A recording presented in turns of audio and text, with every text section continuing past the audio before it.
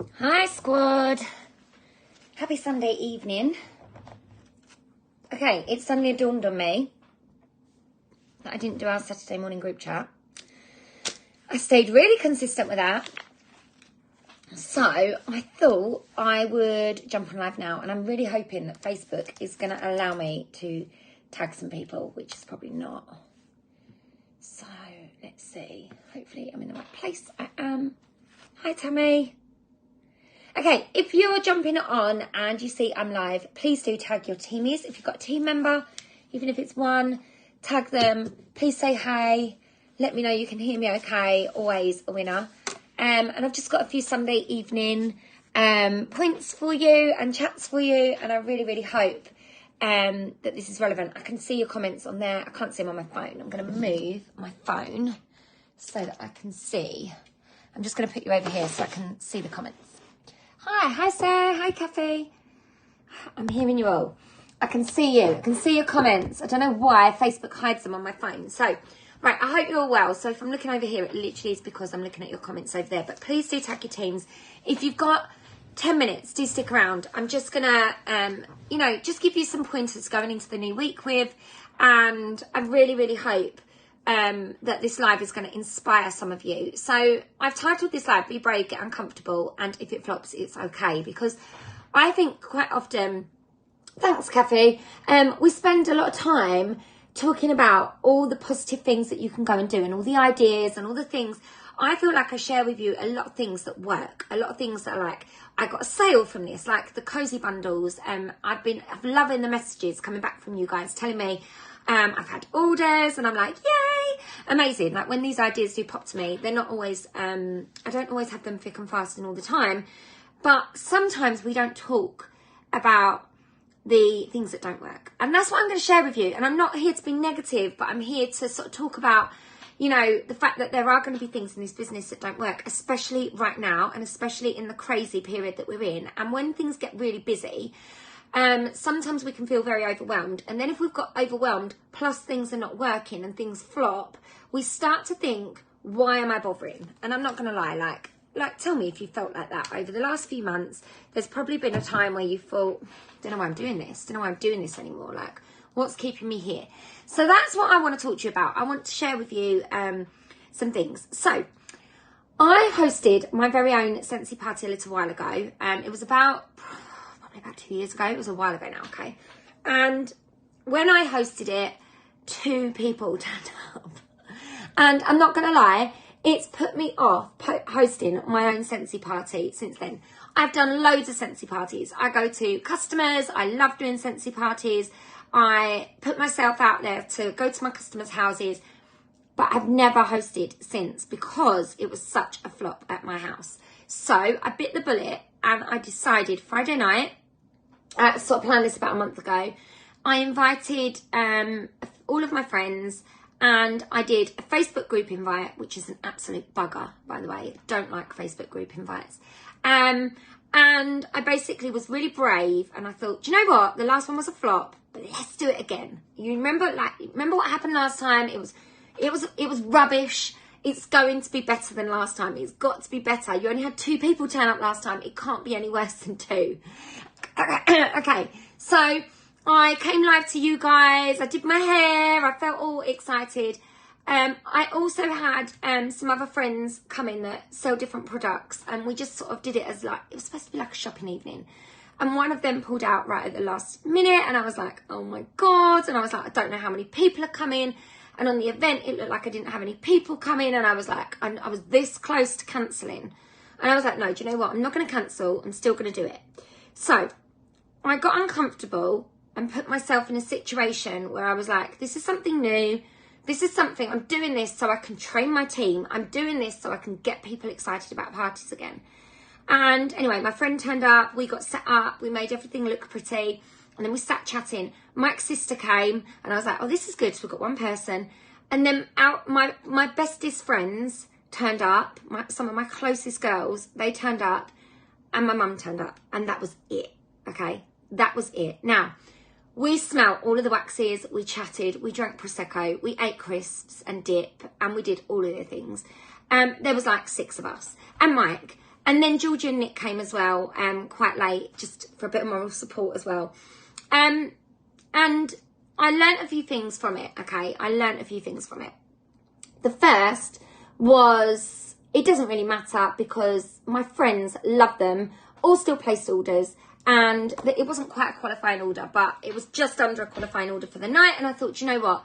I wouldn't have had those orders if it wasn't for pushing myself outside of the comfort zone and doing this.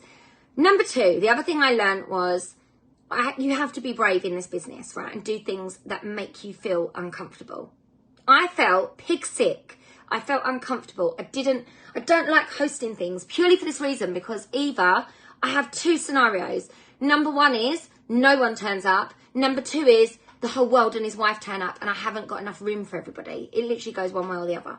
And it was the same scenario as always. You know, I sort of learnt my lesson, but you know, it happened. None of my customers came, even though I put it out to them all. But I learnt from that I've got something to take away from it, to train you guys and share you guys with. Because there are going to be some of you guys that book parties or aren't booking parties or not booking Christmas events or doing fairs or doing fetes or markets.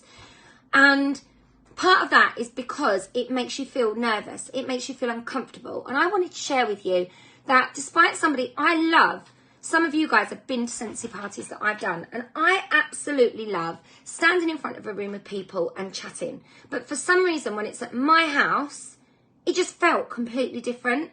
I felt like a failure. I'm not going to lie. I actually felt like I failed again. And I was like, something's telling me not to have any more Scentsy parties in my home. But I think the more I sort of thought about it, I thought my customers are very loyal. I've got really great PRV this month. You know, it was a great night for me and my friends. We all got together and it was really nice for them to smell all the waxes, and that we chatted and we talked about Scentsy and we talked about life and we put the world to rights as you do, and drank Prosecco. And the other thing I sort of learnt from it is that if I'm feeling this way, I know 90% of you guys will be feeling the same way too. But if I'm honest, did partying always come natural to me? No. I have probably had those feelings, that excitement, especially going to someone's house that you don't know, and probably had those feelings every single time.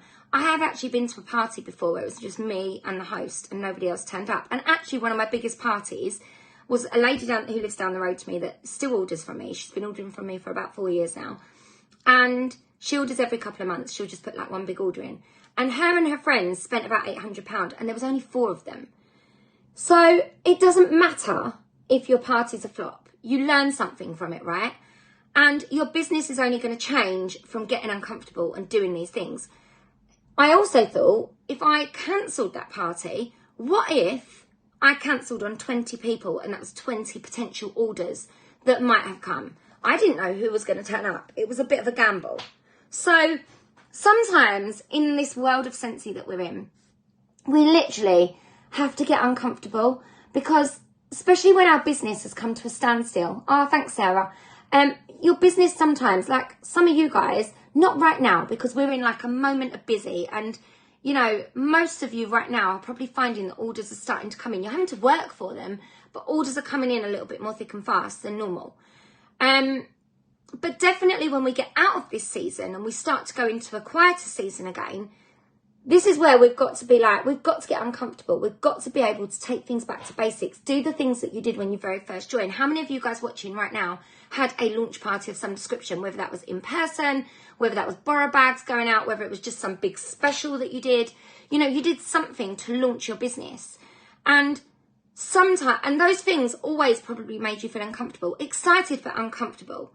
And your business will only grow when you put yourself in situations where you feel uncomfortable. I don't always feel comfortable talking about my business. I don't always feel comfortable, you know, talking about Scentsy or talking about like what I do. I sometimes find it, you know, really uncomfortable, even though I'm one of the most confident people. I am confident, but there is definitely some inner voices that do the talking, and you know, my heart still goes and I still get palpitations and I still get that excitement, butterfly feeling, all of those things. And what I really want the message to be tonight is, it doesn't matter whether something you do flops. You know, it might be that you get a mystery bag, a Boro bag back, and it's got 0 orders in it. Whether you do a party and only 1 person turns up, or no people turn up. You know, whether you host your own and only have a few people like me, and it was my close friends and my mum. You know, it happens. Whether you do a big charity event and maybe, you know, that doesn't go as planned. Maybe you put out a personal special for cozy bundles and you only sell 1 or 2 bundle, and you're like, what is wrong with me? Everybody else is selling like 5. Why can't I do that? But it's not about the outcome. It's about the fact that you put yourself out there first to do it, because that is what's going to make you stronger as a business owner. Okay, I was watching, Caroline Bennett suggested to watch, there's a David Beckham documentary called Save Our Squad on Disney Plus at the moment, and I've made my son watch it, my oldest son. I've made all 3 of them watch it. We've just watched the first one together, and I'm gonna go off on a bit of a tangent, but it is gonna have relevance to what we do. So if you have watched it, then you can, you know, really resonate with this. But if you haven't watched it, go and have a little watch, because there's a really good message in there that's for us, right, as business owners, as well as for our children, as well as for us as adults. Like I just found the whole thing mega inspiring. So he said there was a little boy that was playing, and he basically got picked last. And first of all, my heart went out to him, because as a teacher, I used to watch that type of thing happen. And then I stopped doing that. Pick your teams. I actually did the team picking, because I hated the thought of somebody getting picked last for a team. That really like upset me. Then he talked about this little boy that was the smallest. He was the slimmest. He was he had less confidence. He wasn't very loud. Yet he was one of the most skillful players on the team. And I thought about my son Ellis, because Ellis has been told his whole football career he's very, very skillful, but his confidence and where he doesn't believe in himself and where he doesn't use his voice, it lets his game down as a player. And I was like, wow. Not only did that resonate to him, I was going, Ellis, are you listening to this? Because David Beckham then went on to say, I was that person. I was the smallest player. I was the person that had no confidence. I loved my game. I loved what I did. I was skillful at, you know, football. Like you guys are skillful at selling Scentsy. We love what we do. But he said, I wasn't the most confident. I wasn't the most vocal. And he said, I was that player that always got picked last. And I was like, wow. If that wasn't the most inspiring thing, just that small snippet to watch, one for my teenage son that has been in that situation, not getting picked last, but definitely being one of the smaller, like less confident people. And also for us as consultants, I was like, oh my God, like how many of us are not the most confident person, you know, on the field of play? How many of us are not the most confident person in the Scentsy room? And we worry about people saying no. We worry about, you know, people not turning up. We worry about people not liking us. And because of that, sometimes we go in ourselves and we just don't believe in the product. We just don't believe in ourselves as a consultant. We think that everyone around us is doing better. And then what happens is that skill that we've got, that skill, right? And that skill, I need some sensing, is because we love this product. We love this product so much that when we put that product on, it makes us happy. And when you're talking to a close friend, a family member, your mum, your dad, somebody that's close, you talk about that bar like it is literally the best thing since sliced bread. And you start giving all these wonderful things. Oh my God, you'd absolutely love that. And if you like that, you're going to like that. And you go into yourself and you find your feet. It's no different to David Beckham telling us, I was the one that was picked last. Okay? I had to learn to be confident. I had to learn to be brave. I had to put myself in uncomfortable situations.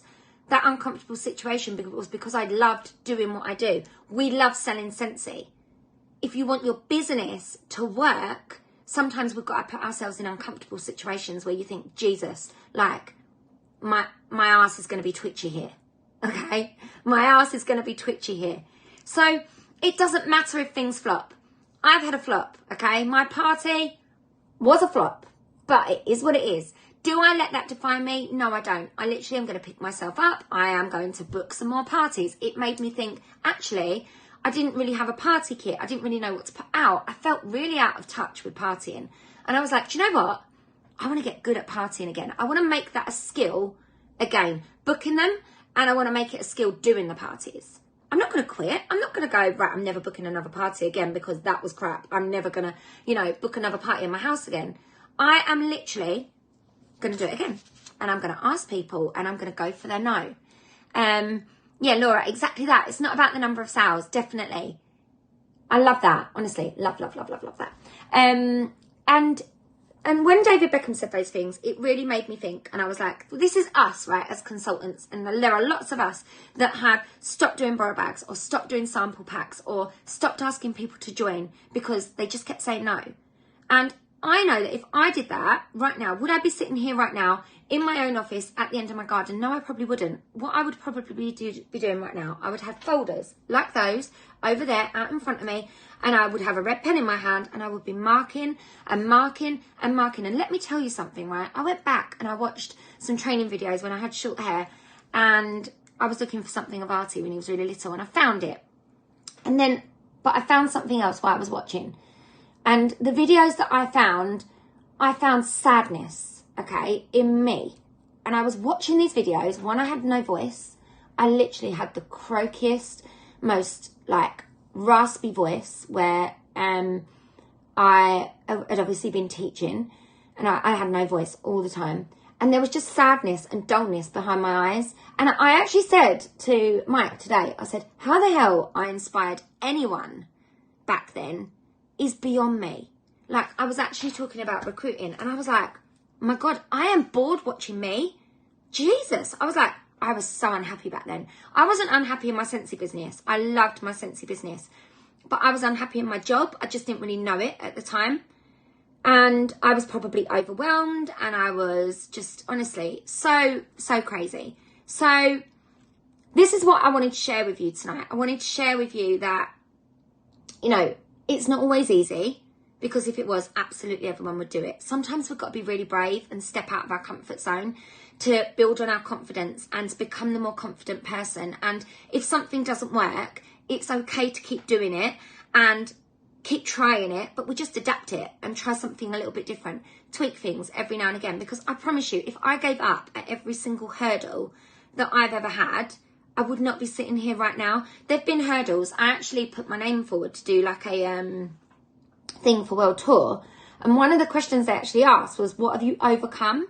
And you know what? I found it really, really hard to answer. But there are lots of things I've overcome, but they've been more technical things as opposed to like big, you know, huge things that happen within my life. My biggest thing that I overcome was probably right at the very beginning with like my whirlwind of my life that I had when I very first started selling Scentsy. So I don't want you to feel overwhelmed. Sometimes if you're feeling like that, it's okay. Like right now, it is a little bit overwhelming. There is so much to advertise. I don't know wherever I'm coming or going. And I know that you guys feel like that as well, you know, but the biggest thing is, you know, be brave, get uncomfortable with being uncomfortable. Don't worry about the fact that, you know, you're being told no. I put out lots of messages yesterday asking if people wanted cozy bundles, and I've probably sold like 4 or 5. I'm not selling like 29 or 30. I'm you know, I'm quite happy with a couple. And there were people that said, oh no, thank you, Lisa, those scents are not for me. You know, that's not going to hurt me. The same as my party being, you know, it was all right, but it wasn't what I call like, you know, get the fireworks out. But what have I done? I've learned from that, and I've learned something from it to bring back to you guys and to share with you that, you know, not everything is going to be an absolute perfection when you do it first time. Sometimes we've got to work on something over and over and over again. We need to be David Beckham as well. We need to be David Beckham in these situations where, you know, like he said, I was the one that was picked last. You know, we're not always going to be the most perfect, most amazing Scentsy consultant at the very first hurdle.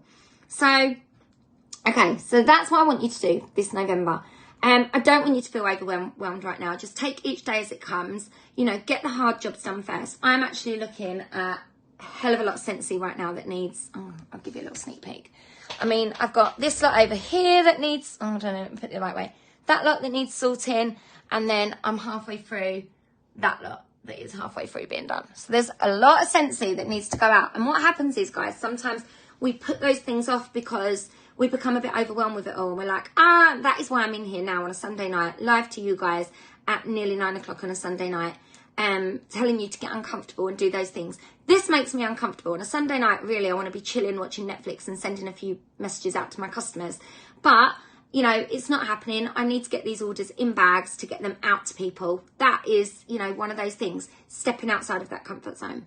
Okay, just a couple of last minute tips. These are just things that I've just noticed at the moment. Is I've written down here, be available. I've had multiple conversations. There are people watching you all of the time. Even though you think people aren't buying, even though you think people aren't interested, even though you think that, you know, your party might have been a flop like mine, there are people watching all of the time.